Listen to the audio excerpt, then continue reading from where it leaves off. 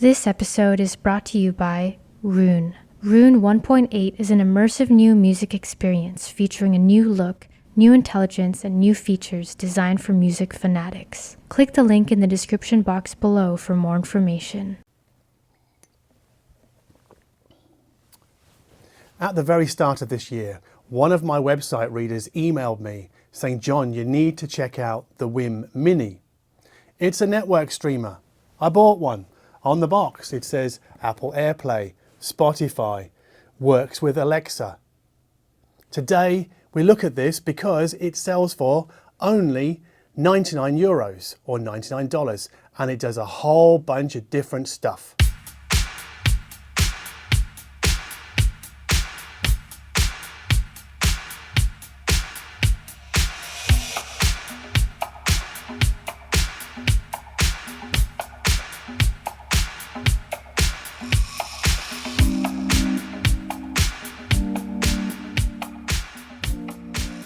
The Wiim Mini does Bluetooth, it does Spotify Connect, it does Tidal Connect, it does AirPlay 2 for all you Apple Music users out there. And then inside Wiim's own UP&P app, we get support for Tidal, Qobuz, Deezer, Amazon Music. And then on the top plate of this little hockey puck shaped device, we get touch sensitive controls for volume up, volume down, play, pause.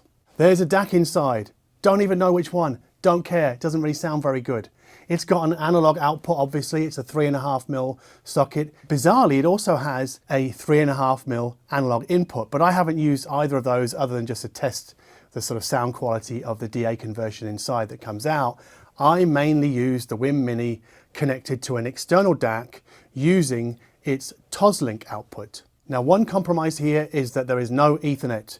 This device is Wi-Fi only. And we onboard it using the Wiim Home app, which is available on the Apple App Store and the Google Play Store. Yes, the Wiim Mini can do multi-room inside the Wiim Home app, but I haven't tested it. I don't really do multi-room, hardly ever. My apartment's just not big enough for that. If I want to hear music upstairs, I just turn it up down here.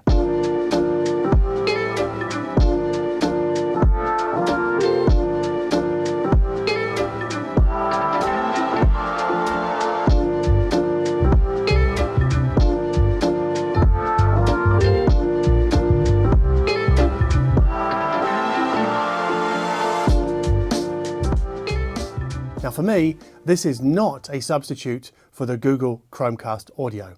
Let me tell you why. It doesn't do Chromecast. That's simple. It doesn't do it. If you need Chromecast support, I recommend you look at the Xiaomi Mi Box S. You'll need to set it up with a TV first, but once you've done that, you can use it as an audio streamer, and it has a Toslink output and a USB output. Having said that, we could still attach the Wiim Mini to the back of a pair of KEF LSX, as I did with the Chromecast a couple of years ago. And we can also use the Wiim Mini to level up our connectivity on a pair of KEF LS50 wireless version 1. Now, I wrote about the Wiim Mini quite a lot on my website whilst I was away in Portugal. During that time, Wiim rolled out an over-the-air update to add bit-perfect playback to its Toslink socket, because previously I think everything was being resampled to 48 kilohertz. Now that's not the case, but I don't think this is really a high-res streamer. If you try and do something inside Tidal Connect that's a Tidal Masters file, it won't send you that Tidal Masters file. What you'll get is a CD quality file from Tidal. So there is essentially no MQA support at all inside the Wiim Mini. What about Apple Music?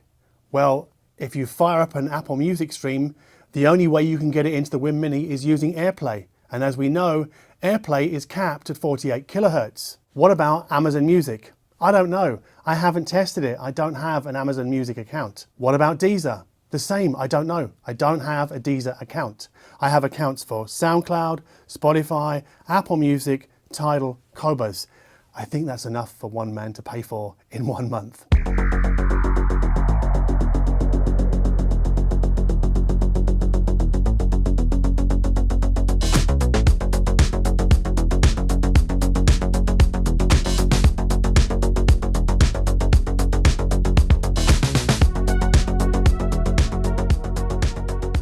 Does the Wiim Mini do gapless playback? Well, this is interesting because yes, it does with Spotify Connect. Yes, it does with Tidal Connect. Yes, it does with AirPlay because it's baked into all three of those streaming protocols.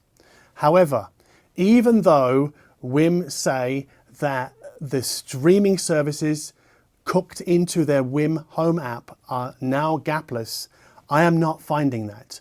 I'm finding that there is a very tiny slice of silence pushed between tracks. Now, you know how I feel about this. We're back to Gapgate. And yeah, this bugs me because for me, it spoils the music listening experience. It has nothing to do with sound quality because I'm really big on the listening experience. And if something cannot deliver that, then I'm going to call it out as I am doing here. So I think the Wiim still have a little bit of work to do to make Qobuz, Deezer, Amazon Music and Tidal inside the Wiim Home app gapless. One feature I really like inside the Wiim Home app is the presets feature, which allows you to assign albums on streaming services or playlists on streaming services to one of 6 different presets. So I managed to install my Spotify release radar as preset number 6 inside the app. And obviously the release radar playlist is one that evolves over time, so it's not always the same stuff.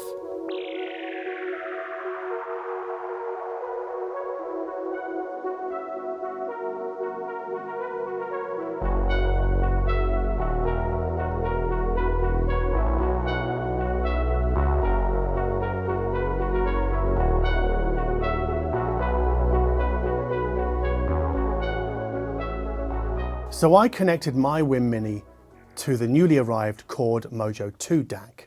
And I thought it would be really interesting to compare that to something that sells for similar money. And that is the Bluesound NODE, the 2021 edition. Now, I love the Bluesound NODE. I think it's a very mom and pop friendly device. I like the fact it has HDMI ARC. I like the fact it has a touchscreen on top. I like the fact that it has Roon Ready built in, which the Wiim Mini doesn't have. I have to use the AirPlay input on the Mini to capture a Roon stream. That and the Node plays high-res audio, and it doesn't have any of the gapless niggles that the Wiim Mini has, not even in the BlueOS app. It's entirely gapless across the board.